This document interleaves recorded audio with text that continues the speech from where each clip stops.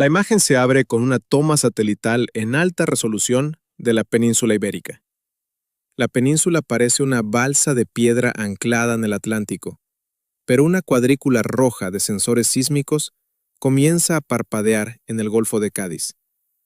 El sonido es un pulso electrónico constante, como un sonar que se acelera. La voz del narrador es profunda, clínica, carente de emoción pero cargada de una urgencia fría.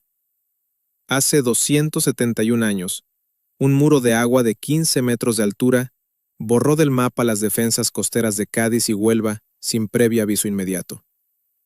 Lo que la historia registró como el Gran Terremoto de Lisboa de 1755 no fue un evento aislado, sino el rugido de un gigante que hoy, según los datos más recientes, está despertando de forma distinta a lo que creíamos. Los archivos históricos de las misiones en las Américas hablan de un tsunami huérfano, una perturbación masiva del nivel del mar que llegó a las costas del Caribe sin que se sintiera un solo temblor en tierra firme. La fuente de ese desplazamiento masivo de agua estaba a más de 6.000 kilómetros de distancia, el margen sudoccidental ibérico, una compleja red de fallas que no ha vuelto a romper con esa magnitud desde entonces. Estamos en abril de 2026. Lo que los geofísicos del Instituto Geográfico Nacional y del CSIC han observado en los datos de las últimas 3 semanas lo cambia todo. No es un proceso geológico lento de milenios, es un reajuste que ocurre en tiempo real bajo nuestros pies. Los modelos de riesgo que se usaron para diseñar los planes de emergencia de Andalucía y el Algarve durante las últimas décadas acaban de quedar obsoletos. Una investigación conjunta, publicada hace apenas unos días, revela que cuando el sistema de fallas del Golfo de Cádiz vuelva a romper, la intensidad de la sacudida en superficie será entre un 9% y un 17% más destructiva de lo que cualquier simulación previa había proyectado. El reloj no se ha detenido. El sistema de subducción de Gibraltar, una cicatriz tectónica de 600 kilómetros que corre desde el estrecho hasta el banco de Gorrinch, sostiene sobre su vertical a más de 12 millones de personas.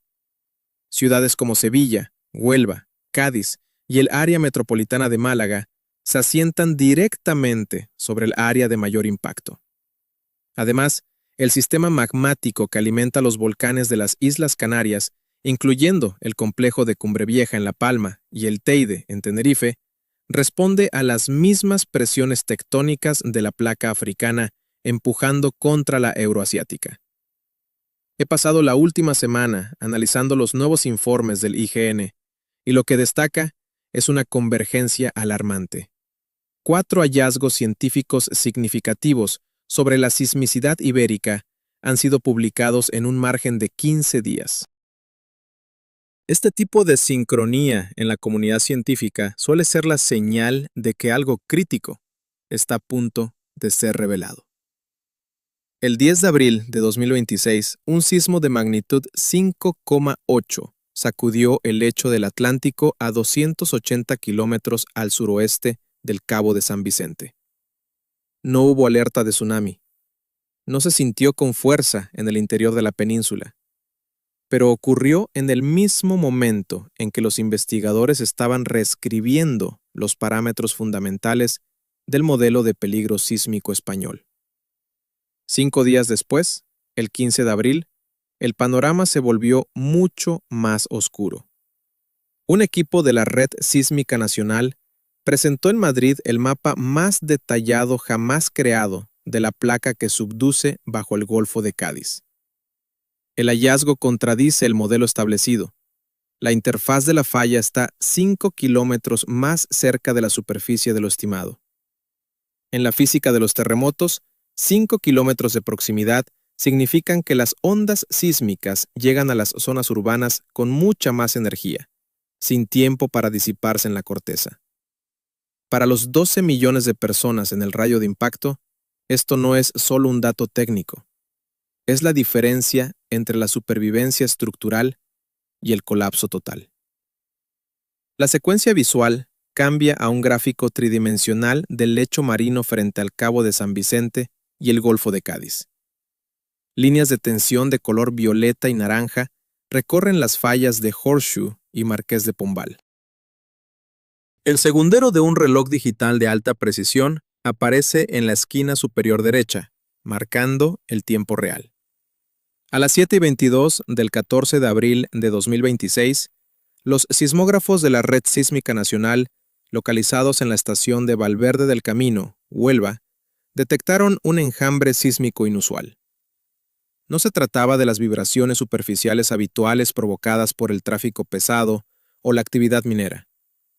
El foco se localizó a exactamente 12 kilómetros de profundidad, en una zona de contacto tectónico que los geólogos denominan el margen sudoccidental ibérico. Durante décadas, esta región ha sido monitorizada bajo la premisa de que la convergencia entre la placa africana y la euroasiática se producía a una velocidad de apenas 4 milímetros por año. Un proceso lento, casi imperceptible. Sin embargo, los datos de deformación obtenidos mediante GPS de alta precisión en la última semana indican que el acoplamiento no es suave, sino que está bloqueado, acumulando una energía elástica equivalente a la detonación de cientos de ojivas nucleares bajo el fango marino. La cronología de este descubrimiento es una carrera contra el tiempo. Tras el despliegue de 192 sismómetros temporales en una red densa que se extiende desde la costa de Isla Cristina hasta el interior de Sevilla, los técnicos del Instituto Geográfico Nacional, IGN, han producido el mapa más detallado jamás creado de la litosfera bajo Andalucía Occidental. Los resultados, presentados en una sesión de emergencia el 15 de abril de 2026, contradicen frontalmente el modelo de riesgo establecido en 2015. El contacto entre las placas se encuentra 5 kilómetros más cerca de la superficie de lo que se proyectaba. En términos de geofísica de desastres, esos 5.000 metros de diferencia son catastróficos. Al estar la fuente sísmica más somera, las ondas superficiales de tipo Love y Rayleigh no tienen espacio para atenuarse. Llegan a los centros urbanos con un pico de aceleración del suelo, PGA, entre un 9% y un 17% superior a lo que las normativas de construcción sismorresistente en España exigen actualmente. El informe técnico detalla una vulnerabilidad crítica en la infraestructura española. Los modelos previos situaban la zona de ruptura a 25 kilómetros de profundidad. El nuevo mapeo nodal la sitúa a 20 kilómetros. Para una ciudad como Cádiz, construida sobre depósitos arenosos y rodeada casi por completo de agua, esto significa que el tiempo de alerta temprana se reduce a segundos, y la intensidad de la sacudida superará el umbral de colapso de edificios erigidos antes de la normativa de 2002. La doctora Elena Santonja, jefa de sismología del equipo de monitorización, fue tajante en su comparecencia. No estamos ante una hipótesis académica. Los sensores de presión en el fondo oceánico muestran una deflexión en la corteza que solo ocurre cuando la falla está a punto de ceder. Pero el riesgo no termina en la costa. El estudio de abril de 2026 ha identificado algo que los modelos de dispersión de ondas habían pasado por alto: una cuenca sedimentaria profunda y desconocida bajo el valle del Guadalquivir. Esta estructura actúa como una trampa de ondas. Durante un evento de gran magnitud, las ondas sísmicas entran en esta cuenca de material blando y en lugar de atravesarla y perder fuerza, rebotan contra los bordes de roca dura de Sierra Morena y los sistemas béticos. Este efecto de amplificación, similar al de un cuenco de gelatina siendo sacudido, prolongará la duración del temblor en ciudades como Sevilla y Córdoba de los 60 segundos previstos a más de 140 segundos. La logística y la energía en España están en el punto de mira. El puerto de Algeciras, el nodo logístico más importante del sur de Europa, se asienta sobre un sistema de fallas secundarias que, según los nuevos datos, están acopladas mecánicamente a la falla principal del Golfo de Cádiz. Si la principal rompe, las secundarias lo harán por simpatía. Esto cortaría el suministro de gas natural desde el Magreb y paralizaría el tráfico de mercancías en el estrecho de forma indefinida. El sistema de monitorización del IGN registra ahora mismo niveles de helio y radón en pozos profundos de la provincia de Huelva que son consistentes con la microfracturación de la roca madre previa a un evento de magnitud superior a 8,5. El reloj tectónico de España no solo está en marcha, está entrando en su fase de máxima aceleración. La historia de cómo la ciencia española descubrió que el margen sur de la península es capaz de generar terremotos de magnitud 9,0 es un relato de arrogancia intelectual y una corrección geológica brutal. Durante la mayor parte del siglo XX, la tesis dominante en las facultades de Geología de Madrid y Barcelona era que el contacto entre las placas africana y euroasiática en el sector del Golfo de Cádiz era asísmico o de deslizamiento suave. Mientras Japón y Chile sufrían sacudidas devastadoras, el silencio sísmico de España se interpretaba erróneamente como una señal de seguridad.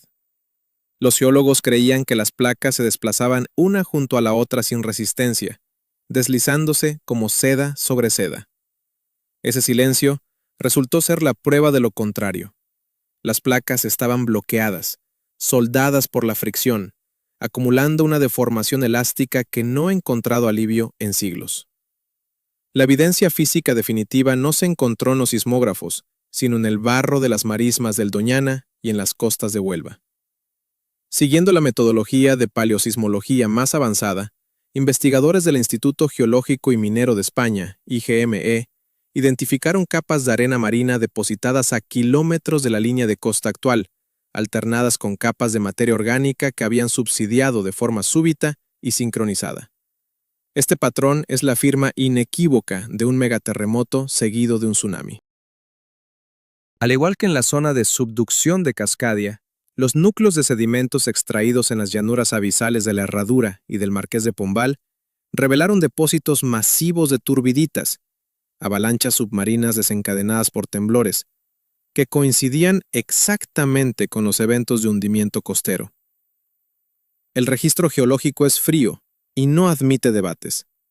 El sistema de fallas de Cádiz ha roto con magnitudes superiores a 8,5 al menos 16 veces en los últimos 10.000 años. El evento más reciente, el 1 de noviembre de 1755, produjo el tsunami que cruzó el Atlántico y golpeó las misiones españolas en el Caribe. Según los diarios de navegación de la época custodiados en el Archivo de Indias, el agua subió de forma inexplicable en las costas de las Antillas sin que allí se sintiera temblor alguno. Fue el tsunami huérfano de la historia española. El intervalo de recurrencia entre estos eventos catastróficos oscila entre los 250 y los 500 años. Hoy, a 271 años del último gran evento, los encontramos dentro de la ventana estadística de ruptura. Sin embargo, la estadística no es una predicción. Es una sentencia de probabilidad que el modelo de 2026 acaba de agravar. Sobre esta interfaz bloqueada, el vulcanismo canario actúa como un termómetro de la misma tensión tectónica.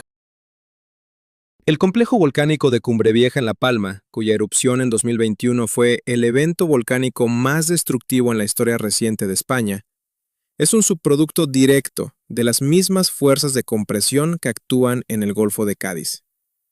Aquella erupción movilizó más de 200 millones de metros cúbicos de material y cambió la topografía de la isla en cuestión de semanas.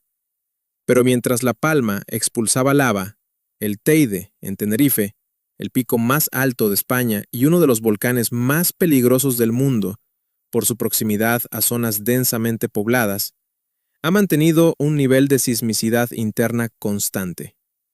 El Teide registra una media de 15 a 40 microsismos mensuales cerca de su cumbre, alimentados por el sistema magmático conectado a la placa que subduce bajo el archipiélago. Lo que los hallazgos de abril de 2026 han revelado es el acoplamiento de sistemas. No se trata de fenómenos aislados. El aumento de la presión en la falla del Golfo de Cádiz altera el campo de esfuerzos en todo el bloque ibérico, afectando desde los reservorios magmáticos de Canarias hasta las fallas secundarias de las cordilleras béticas. Los datos verificados de la Universidad de Granada y el Centro Nacional de Alerta de Tsunamis confirman que el sistema está cargado al 90% de su capacidad de ruptura. Los modelos de riesgo ya no hablan de sí ocurrirá, sino de la física de la propagación de una energía que, debido a la nueva profundidad detectada de solo 20 kilómetros, se transmitirá con una eficiencia letal hacia la superficie de la península. La realidad de un megaterremoto en el margen sudoccidental ibérico no se mide en oscilaciones de una aguja sobre un papel, sino en el colapso sistémico de una nación. Marina Méndez, sismóloga de guardia en el Instituto Geográfico Nacional, IGN, en Madrid, recuerda el silencio absoluto que precedió al estruendo electrónico en la sala de monitorización el 22 de abril de 2026. Los monitores, que habitualmente muestran un ruido de fondo constante de microactividad, se saturaron instantáneamente. Las ondas P, las más rápidas, tardaron menos de 40 segundos en viajar desde el epicentro en el Banco de Gorringe hasta la costa onubense. Pero fueron las ondas S y las ondas superficiales las que, debido a la nueva profundidad confirmada de 20 kilómetros, golpearon con una violencia que la ingeniería española no había previsto. El modelo de 2026 nos decía que la aceleración del suelo sería un 17% mayor en el litoral, explica Marina, con una frialdad profesional que esconde el trauma. Ese 17% es el límite entre una grieta en la fachada y el colapso total de un bloque de viviendas en San Fernando o Barbate. En el momento de la ruptura, la energía liberada fue equivalente a la deformación acumulada desde hace casi 3 siglos. El suelo en la provincia de Huelva no solo vibró. Debido a la composición arenosa y saturada de agua de las marismas, sufrió un proceso de licuefacción masiva. Edificios enteros, cimentados sobre depósitos fluviales del Guadiana y el Odiel, perdieron su sustento cuando la tierra se comportó como un líquido denso. En Cádiz, Carlos Ruiz, un técnico de mantenimiento del puerto de la bahía, se encontraba en el muelle cuando el mundo pareció desplazarse horizontalmente más de 2 metros. No hubo un temblor corto. La sacudida duró 160 segundos extenuantes. La cuenca sedimentaria profunda descubierta bajo el valle del Guadalquivir acababa de activar su efecto trampa. Mientras en Madrid el sismo se sintió como un balanceo prolongado, en Sevilla y Jerez las ondas rebotaron contra las estructuras rocosas subterráneas, amplificando la amplitud de la onda y demoliendo infraestructuras críticas. El puente de la Constitución de 1812, una de las joyas de la ingeniería española, resistió el embate estructural, pero sus accesos quedaron inutilizados por el desplazamiento del terreno. La cronología del desastre apenas comenzaba. Tras el cese del temblor principal de magnitud 9,1, se activó el protocolo de emergencia de la red de alerta de tsunamis. El tiempo estimado para la primera ola, 18 minutos para Cádiz, 22 minutos para Huelva. La evacuación de una ciudad como Cádiz, con su configuración de isla unida por estrechas lenguas de tierra, se convirtió en una trampa logística. Las llamadas al 112 colapsaron el sistema en los primeros 120 segundos. La Unidad Militar de Emergencias, UME, comenzó su despliegue desde la base de Morón, pero la interrupción de la A49 y la AP4 por el colapso de puentes menores y grietas en el asfalto convirtió el trayecto de 1 hora en una odisea de 12.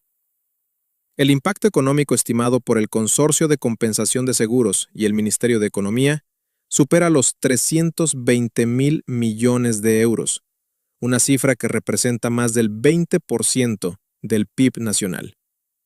Pero el coste humano es incalculable. En la costa, el muro de agua no fue una ola de película, sino una marea negra y turbulenta, cargada de escombros, coches y sedimentos, que avanzó kilómetros tierra adentro por los cauces de los ríos.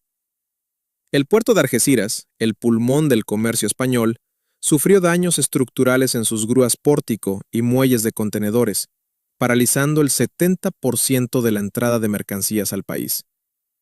La red eléctrica, gestionada por Red Eléctrica de España, sufrió el disparo de las subestaciones de toda Andalucía Occidental debido a la rotura de aisladores y la caída de torres de alta tensión, dejando a oscuras a 6 millones de personas en los primeros minutos tras el sismo.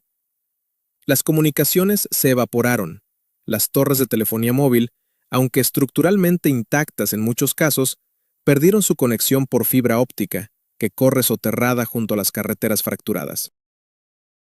En el Centro de Mando de Protección Civil, la única voz que se escuchaba era la de la radio de onda corta. Los científicos que habían publicado los hallazgos en abril de 2026 observaban con horror cómo sus predicciones sobre la cuenca de Tillamook española, la zona sedimentaria de la costa onubense, se cumplían con precisión matemática. El suelo se había amplificado exactamente un 15% más de lo proyectado en los modelos de 2015.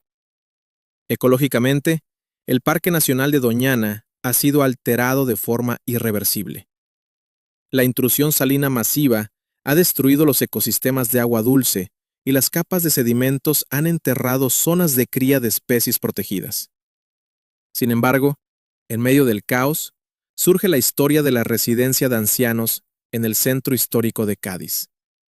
Siguiendo un plan de autoprotección diseñado específicamente tras el informe de 2026, el personal logró trasladar a 85 residentes a las plantas superiores de un edificio de hormigón armado reforzado apenas 3 meses antes.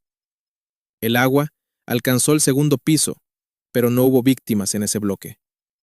Fue un triunfo aislado de la previsión científica sobre la inevitabilidad geológica.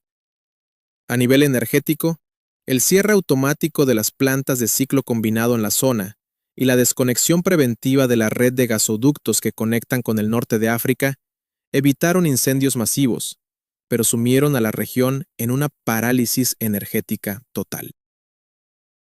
La logística de rescate ahora depende de la capacidad de España para recibir ayuda internacional a través de los aeropuertos de Madrid y Barcelona, ya que los aeródromos de Jerez y Sevilla están inoperativos por fracturas en las pistas de aterrizaje. La realidad de la España de 2026 es que el país está dividido en dos: el interior, que observa con estupor, y el sur, que lucha por emerger de un lodo que no debería haber estado allí, pero que la geofísica ya había anunciado.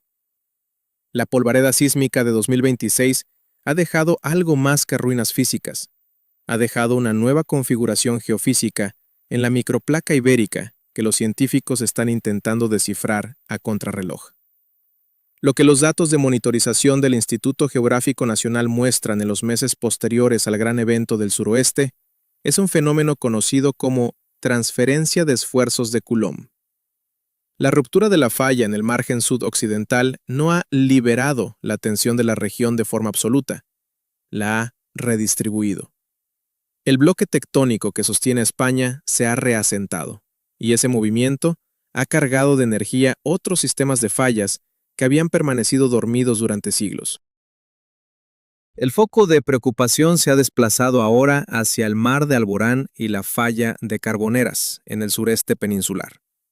La investigación publicada en mayo de 2026 por un consorcio de universidades españolas indica que la probabilidad de un evento de magnitud superior a 7,0 en el sector de Almería y Murcia ha aumentado un 22% debido al reajuste del arco de Gibraltar. Aquí, la geografía del riesgo es distinta, pero no menos letal. A diferencia del Golfo de Cádiz, el mar de Alborán es una cuenca estrecha. Un tsunami generado en esta zona no daría 20 minutos de margen. Las poblaciones de la costa malagueña, granadina y almeriense tendrían menos de 8 minutos para reaccionar antes de que el Mediterráneo se adentrara en sus calles. Los modelos de inundación para ciudades como Málaga o Cartagena han sido revisados al alza, incorporando los mismos parámetros de fuente somera que descubrimos en abril. Si la ruptura ocurre a menos de 15 kilómetros de profundidad, la eficiencia del desplazamiento de agua será máxima. La vulnerabilidad de la infraestructura crítica española ha quedado expuesta como una herida abierta. El análisis post-evento de 2026 se centra ahora en el eje de alta velocidad y en la seguridad de las presas hidroeléctricas. España es uno de los países con mayor densidad de presas por habitante en el mundo, muchas de ellas construidas en las cuencas del Tajo y el Guadiana, bajo normativas sísmicas que no contemplaban las aceleraciones de pico de suelo, PGA, que ahora sabemos que son posibles. Un fallo en cascada de estas estructuras, provocado por una réplica tardía o un nuevo sismo inducido en el interior peninsular, transformaría una catástrofe tectónica en una crisis hidrológica de dimensiones continentales. La central nuclear de Almaraz, aunque situada en una zona de sismicidad moderada, está siendo reevaluada bajo la luz de los nuevos mapas de deformación cortical que muestran que la falla de Alentejo-Plasencia podría estar más activa de lo que el registro histórico sugería. No es una cuestión de alarmismo, sino de física de materiales y geodinámica. El sistema de fallas de las cordilleras béticas, que atraviesa el sur de España, está directamente acoplado al movimiento de la placa africana que sigue empujando hacia el norte a un ritmo constante. El evento de 2026 fue el recordatorio de que la península no es una masa sólida e inerte, sino un mosaico de bloques que chirrían y se presionan mutuamente. La red de satélites GNSS, Sistema Global de Navegación por Satélite, desplegada por el IGN, muestra que tras el gran sismo, el sureste de España se ha desplazado varios centímetros de forma permanente. Este desplazamiento ha alterado la estabilidad de taludes en zonas de alta pendiente, creando un riesgo latente de megadesprendimientos rocosos que podrían sepultar infraestructuras de transporte clave en cuestión de segundos. El futuro inmediato exige un cambio de paradigma en la protección civil española. Los sistemas de alerta temprana ya no pueden depender solo de la detección de la onda sísmica. Deben basarse en la monitorización predictiva del gas radón, la conductividad eléctrica del subsuelo y las anomalías térmicas detectadas desde el espacio. Los científicos han identificado puntos calientes de acumulación de estrés en el Pirineo Central y en la zona de la falla de Ventas de Zafarraya en Granada. El reloj, que parecía haberse detenido tras el gran impacto de 2026, simplemente ha reiniciado su cuenta atrás en diferentes coordenadas. Si algo hemos aprendido de la convergencia de datos de este año, es que el silencio sísmico es el preludio de la ruptura. Las generaciones anteriores de españoles construyeron sus ciudades ignorando la memoria de la tierra, confiando en que el desastre era una reliquia del pasado o una fatalidad de tierras lejanas. Pero la litósfera no tiene memoria política ni fronteras, solo tiene ciclos de carga y descarga. La nueva cartografía de la placa bajo la península nos dice que el margen de seguridad que creíamos tener se ha evaporado. Los 5 kilómetros menos de profundidad detectados a la interfaz de la falla no son solo una cifra en un informe del CSIC. Son advertencia definitiva de que vivimos sobre un gigante que respira a intervalos de siglos y que España está entrando ahora en el periodo de máxima exhalación tectónica. La ciencia ha cumplido su parte al revelar la magnitud del riesgo. La ingeniería y la sociedad española deben ahora decidir si están listas para el siguiente latido de la falla. Porque lo único inevitable en geofísica es que tarde o temprano, la Tierra reclamará su espacio para moverse.